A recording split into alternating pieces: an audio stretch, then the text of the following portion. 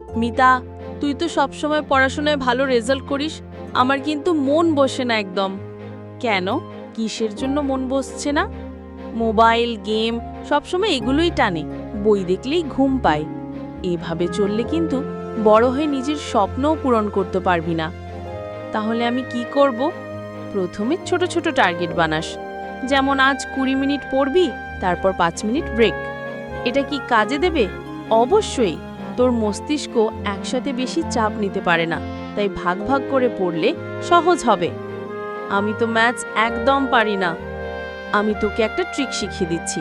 কঠিন সমস্যাগুলো এড়িয়ে সহজগুলো আগে কর, তাতে আত্মবিশ্বাস বাড়বে। বাহ, তোর কথা শুনে তো এখন ইচ্ছা করছে বই খুলে মুছতে। দেরি করিস না, শুরু কর এখনই। আর মনে রাখ, প্রতিদিনের একটু একটু পরিশ্রমই বড় সফলতা আনে। ধন্যবাদ মিতা, আজ থেকে আমি নিয়মিত পড়ব। আমি তোকে বিশ্বাস করি রাহুল, তুই পারবি। প্লিজ চ্যানেলটি সাবস্ক্রাইব করুন আর পাশে থাকুন নতুন নতুন ভিডিওর জন্য।